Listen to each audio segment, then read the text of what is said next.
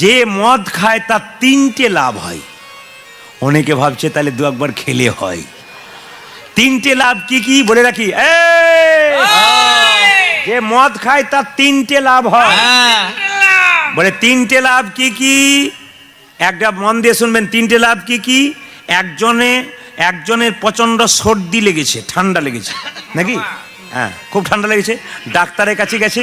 Doctor বলছে যে এক কাজ করো, ঠান্ডা লাগিয়েছো, ঠান্ডা খাবার খাবে না, আর ঠান্ডা জলে স্নান করবে না, আর তুমি ওষুধগুলো খাও, টাইম ঠিক হয়ে যাবে। ও খালি একই কথা, যদি ওষুধ খাবো তো ঠান্ডা লাগাবো না কেন? ঠান্ডাও লাগাবো, ওষুধও খাবো, কোনো অসুবিধা নেই।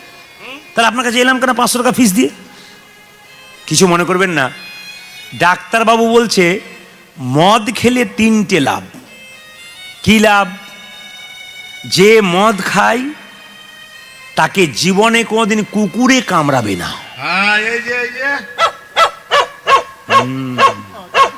আর এ বাচ্চা কুকুর বলে, হ্যাঁ এ নুচে দেয়, এদিকে দেখান, তাহলে কুকুরে কামড়াবে না। 2 নম্বর কি?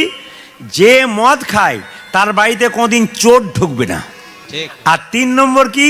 যে মদ খায় সে কোনোদিন বুড়ো হবে না, একই রকমই থেকে যাবে।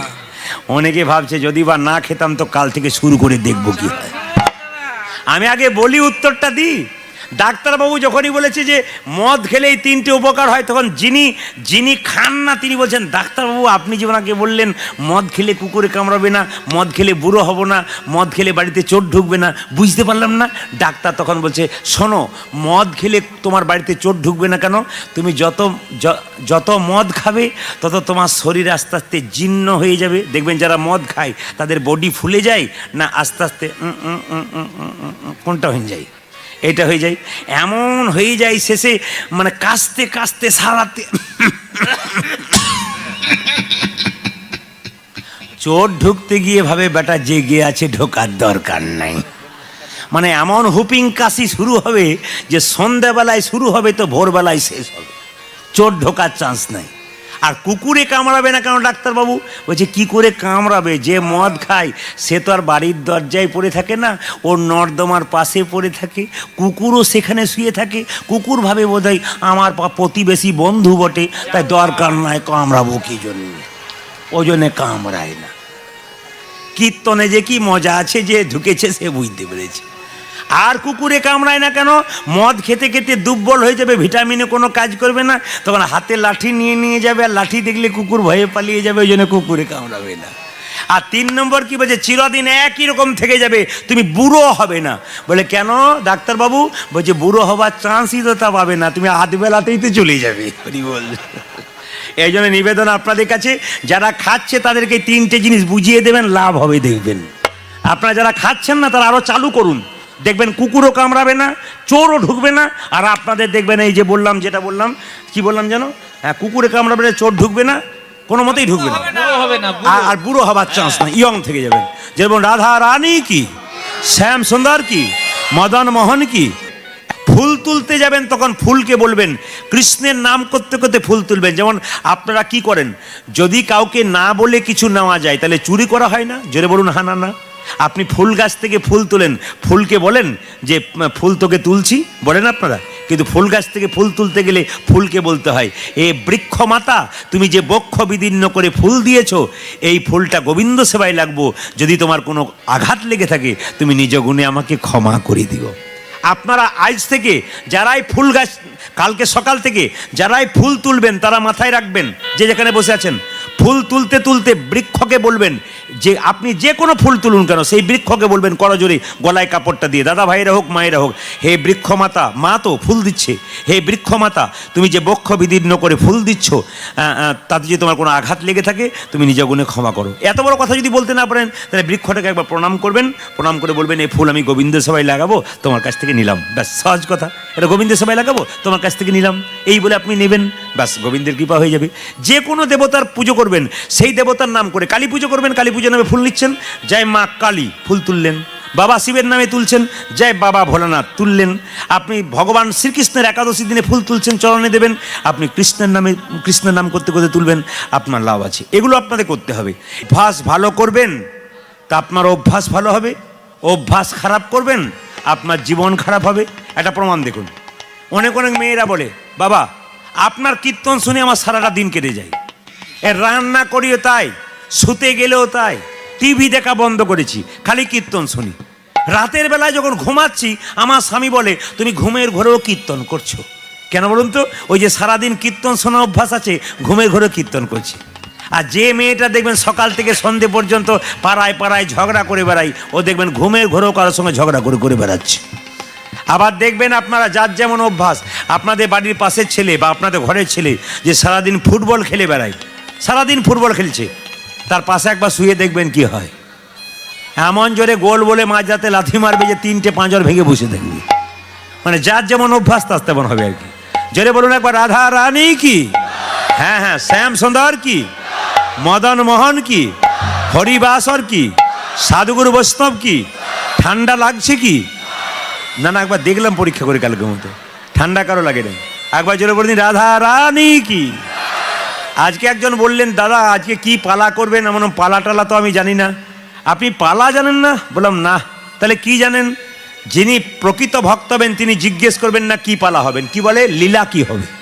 হরে কৃষ্ণ। এইদিকে যারা প্রকৃত ভক্ত তারা জিজ্ঞেস করে না কি পালা হয়, তারা জিজ্ঞেস করে কি লীলা হয়। সামনে কেউ দাঁড়াবেন না, সামনে কেউ দাঁড়াবেন না, একটু দূর থেকে সাইড থেকে নেবেন, কিন্তু সামনে দাঁড়াবেন না, ভক্তদের অসুবিধা হয় এবং দৃষ্টিকটু লাগে। ব্যাপারটা দৃষ্টিকটু লাগে, একটু ধার থেকে নিন, কোনো অসুবিধা নেই। এইদিকে তাকাবেন। বললাম পালা আমি জানি না, লীলা জানি। পালা তো নাটকের হয়, যাত্রার হয়, কীর্তনের পালা হয় না। পালা আমাদের জীবনে দুটো আছে, কি বলুন তো? একটি আসার আর একটি, জোরে বলুন, হ্যাঁ, একটি আসার একটি যাওয়ার। আচ্ছা ঠান্ডা মাথায় উত্তর দিন তো, আমাদের কোন পালাটা শেষ হয়েছে, আসারটা না যাওয়ারটা? দেখুন কেমন বাচ্চা উত্তর দিচ্ছে। বাচ্চার মা ভাবছে কি করে উত্তর দিল, আমি পারলাম না। যেমন অনেক জায়গায় বলে যে প্রদীপবাবু অ্যানাউন্স করে দিন তো, বলে কি একটি বাচ্চা হারিয়ে গেছে। বাচ্চা হারায় নাই, বাচ্চার মা হারিয়ে গেছে। কেন বলুন তো? হরি নামে হারিয়ে গেছে, ওর মনেই নাই বাচ্চাটা কোথায় আছে। দেখুন বাচ্চা কি সুন্দর বলছে। তবে তুই বলবি না, একবার এরা বলুক। কি যারা কীর্তন শুনতে এসছেন তাদের কোন পালা শেষ হয়েছে, আষাঢ়টা না যাওয়ারটা? আষাঢ়টা। বাকি আছে কোনটা? অনেকে ভয়ে বলছে না, বলছে যাবো না তো বলবো কি জন্য। বাকি আছে কোনটা? যাওয়ারটা। আচ্ছা এতই যদি বুঝছেন যে যাওয়ারটা বাকি আছে, তা সাদা চুলে গোদরেজ নিচ্ছেন কেন? যদি এতই বুঝছেন, দেখবেন আমাদের দরজার সামনে মোড়া নিয়ে যায়, বলো হরি, বলো হরি, বলো হরি। আমিও প্রণাম করি, আপনারাও প্রণাম করেন। আর কি ভাবেন বলুন তো? ও বোধহয় গেল, আমি বোধহয় যাবই না। কিন্তু যিনি হেলতে দুলতে গেলেন তিনি বুঝিয়ে দিয়ে গেলেন, তোমার মতো হাজার মরা দরজাতে আমি দেখেছি। তা তোমার মতো হাজার মরা দরজায় দেখেছি, আমাকে দেখে শেখো, আমার মতো তোমাকেও হেলতে দুলতে একদিন চলে যেতে হবে। এই জন্য বাবা সংসারে কেউ থাকার জন্য আসে নাই, সবাই কিন্তু যাবার জন্য এসেছে, একবারে যাবার জন্যে। একটি করে রাত দেখবেন খালে বিলে বর্ষাকালে যখন জল হয় মাছগুলো খুব লাফালাফি করে, কিন্তু যখন রোদ্রে শুকিয়ে যায় জলটা কাদায় মরণ হয়। আমরা খুব সংসারে লাফালাফি করছি, আজ এই করবো, কাল সেই করবো, পরশু ওই করবো। আয়ু সূর্য যখন ডুবে যাবে নিতাই গৌর হরিবল হয়ে যাবে। তবে একটা কথা বলে রাখি, যে যেখানে বসে আছেন, একটা করে রাত্রি পেরোচ্ছে মানে একটা করে খাতাতে দিন কমে যাচ্ছে। যে যতদিন বাঁচবেন একটা করে রাত্রি পেরোলো মানে আপনার খাতা থেকে একটা করে দিন কমছে, ও কিন্তু বাড়ছে না, হিসাব করা আছে। আজকে যে লীলাটি আমি গাইব বড় আশ্চর্যের লীলা, মজার লীলা। কি বলুন তো? ভগবান শ্রীকৃষ্ণ এবং রাধারানীর মধ্যে মান। আপনাদের এখানে একটা খবর পেলাম ভালো, কমিটির ছেলেরা বলল যে আমাদের আসামে একটা ভালো খবর আছে। কি? এখানে স্বামী স্ত্রীতে জীবনেও ঝগড়া হয় না। মায়েরা মনে মনে ভাবছেন যে বলেছে তাকে একবার ডেকে দিয়ে না আমার কাছে, তবে দেখছি যে বলেছে তাকে একবার ডেকে দিয়েন, দেখবো কেমন ক্ষমতা আছে। ও আমার ঘরের খবর রাখে, কি হয় প্রত্যেক দিন খটর বটর লেগেই গেছে। যত সব গন্ডগোল ওনার সঙ্গে হচ্ছে। কেন? পার্টি যে এরকম আছে। আজ সকালেই তো আমি বসেছিলাম, আমাদের যিনি কর্মকর্তাদের মধ্যে একজন রয়েছেন সুজন বাবু, খুব ভালো ছেলে, কিন্তু পরিবারটিও খুব ভালো। সেখানে একজন সকালবেলায় গেছেন, দাদা নমস্কার। নমস্কার দাদা।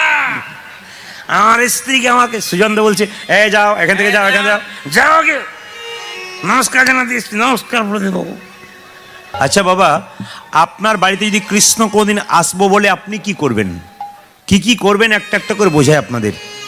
একদিন এক শেঠজি, খুব বড় ব্যবসায়ী, সে প্রতিদিন ব্যবসা করে, কিন্তু রাত্রিবেলায় শোবার সময় একটাই কথা বলে, হে গোবিন্দ দেখা দাও, দেখা দাও, দেখা দাও, দেখা দাও, দেখা দাও, দেখা দাও, দেখা দাও। আচ্ছা বলুন তো, বারবার যদি ভগবানকে একটি কথা বলা হয়, ভগবান কি না এসে থাকতে পারে? ভক্ত যদি প্রাণ মনে কায় মনে একবার ভগবানকে ডাকে, ভগবান কি না এসে থাকতে পারে? একই কথা মন্দিরে বারবার প্রত্যেক দিন বলুন, ভগবান মনের ইচ্ছা পূর্ণ করবে। আপনারা দেখে নেবেন, যে যেখানে বসে আছেন একই কথা বারবার মন্দিরে প্রতিদিন বলুন, 1 বছরের মধ্যে দেখবেন আপনার ইচ্ছা পূরণ হয়ে গেছে। কেন? কাই মনোবাক্যে, কাই মানে শরীর, মন মানে হৃদয় দিয়ে, আর বাক্য দিয়ে ভগবানকে যদি ডাকা যায়, শরীর মন এবং বাক্য দিয়ে যদি ডাকা যায় হৃদয় দিয়ে, তাহলে ভগবান শুনতে পারে। তো শেঠজি, ও মায়েরা, শেঠজি বিরাট বড় ব্যবসা করে, রাত্রিবেলায় ভগবানকে বলে গোবিন্দ দেখা দাও, দেখা দাও, দেখা দাও।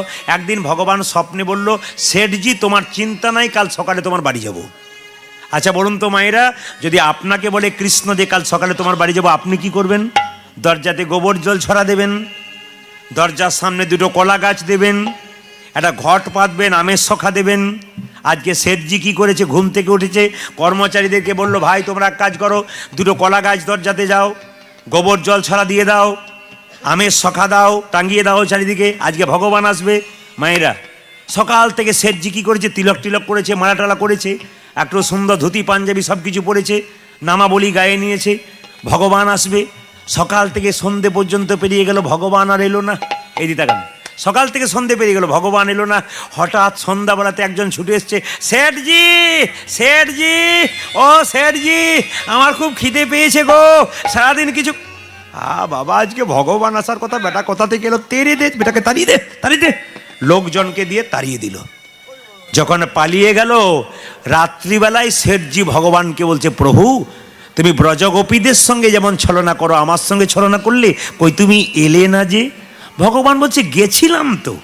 বলে কখন গেছিলে? ওই যে আমি ওই খিদে পেয়েছিল, কুষ্ঠব্যাধি, গোটা শরীরে কুষ্ঠ হয়ে গেছিল, আমি গিয়েছিলাম। তো শেঠজি একটু আপনার সামনে থেকে কেউ মোবাইলে ছবি করবেন না। কীর্তন চলাকালীন সামনে যখন দাঁড়িয়ে থাকবেন, তখন কত কত লোকের অসুবিধা হয়, সামনেটা বড় অতীব অসভ্য লাগে, বলে লাগে না বাবা? সামনে দাঁড়িয়ে যদি কেউ কেউ এরকম করে, দেখতে খুব খারাপ লাগে। একবার সামনেটা ছেড়ে সব সাইডে, এইদিকে যে যেখানে বসে আছেন। শেঠজি বলছে, গিভ মি 1 চান্স, মানে একটু ইংরেজি বলতে ভালোবাসতো, আমাকে একটা সুযোগ দাও, আমি আগামীকাল আবার যাবো। আচ্ছা ঠিক আছে, আগামীকাল তোমার বাড়ি যাব। সকালবেলায় শেঠজিরা কর্মচারীদেরকে বলল, আজকে ভগবান আসবে, তবে তোদের একটা কাজ দিলাম, চারিদিকে বেরিয়ে পড়। বলে কেন? কুষ্ঠব্যাধির লোক দেখলেই ধরবি, যেখানে কুষ্ঠব্যাধি লোক দেখবি সেখানে ধরবি, কেন? ভগবান আসবে। এখন লক্ষ্য করুন, সকাল থেকে সন্ধে পর্যন্ত কর্মচারীরা বেরিয়েছে, কুষ্ঠব্যাধি লোক বা জন্য পেলেই তো, একজনকেও পেল না। যখন পেল না, তখন ছুটে এসে বলছে, মাথা নিচু করে বলছে, সব কাজ কম্মের, সব অকম্মের ঢেকি, সকাল থেকে বেরোলি নি, একজন কুষ্ঠব্যাধি লোক ধরে আনতে পারলি না। যখন গালাগাল করছে বারবার, যখন চুপচাপ বসে আছি, ভগবান সকাল থেকে সন্ধে পর্যন্ত এলো না। যখন সন্ধে পেরিয়ে গেল, শেঠজি গালে হাত দিয়ে বসে আছে।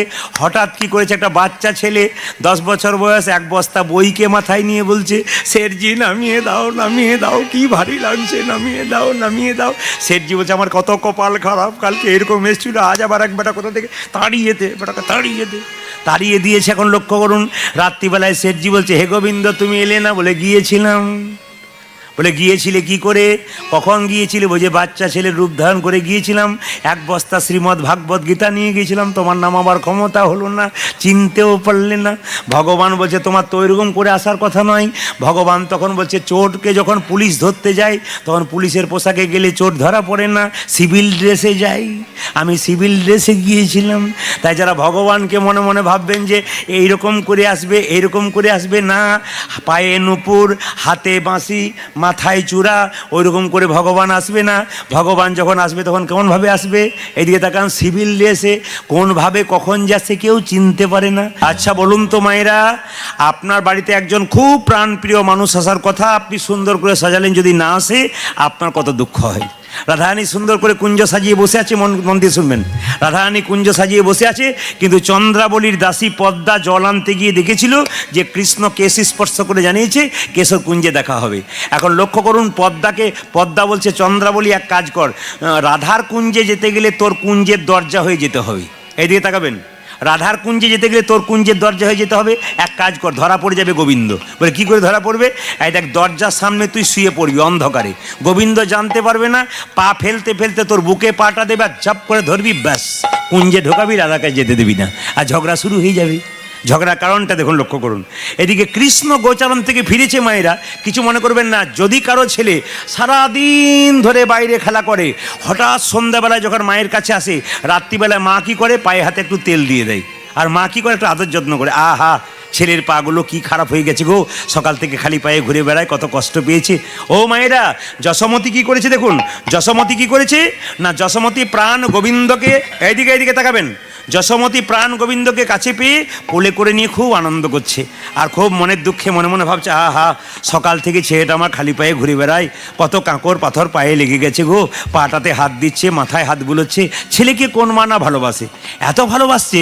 এদিকে গোবিন্দ মনে মনে ভাবছে, যোগমায়াকে ডাকছে, মা যোগমায়া, বলে কি, মায়ের চোখে ঘুম পাড়িয়ে দাও, নইলে আমার রাধার কাছে যাওয়া হবে না, কারণ আমি যদি ঘুমিয়ে, মা যদি না ঘুমায়, আমার তো যাওয়া হবে না, রাধা তো অপেক্ষা করছে আমার জন্যে।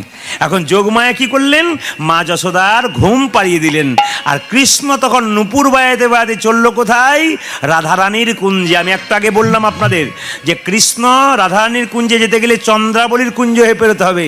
দাসী পদ্মা চুপচাপ কুঞ্জের দরজায় বসে আছে, আর চন্দ্রাবলী দরজা কোন রাস্তা ধারে চুপচাপ শুয়ে আছে। হঠাৎ গোবিন্দের নূপুরের শব্দ শুনতে পাওয়া যাচ্ছে, তখন চিৎকার করে বলছে, এ চন্দ্রা কি? দিয়ে তাকাবেন, যে যেখানে আছেন, গোবিন্দের পায়ে নূপুর আছে। নূপুরকে গোবিন্দ বলছে, তুই বাজবি না।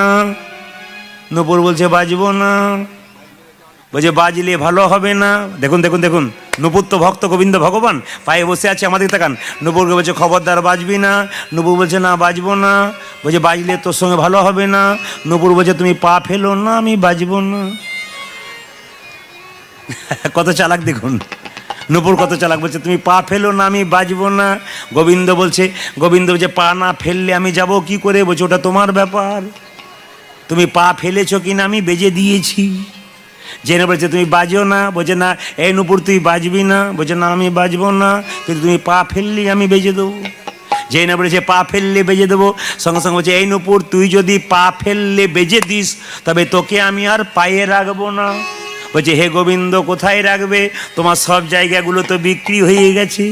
বলে, বুঝলাম না। বলে, কোথায় রাখবে বলো? নূপুর বলছে, গোবিন্দ বলছে, তোকে আমি মাথাতে রাখবো।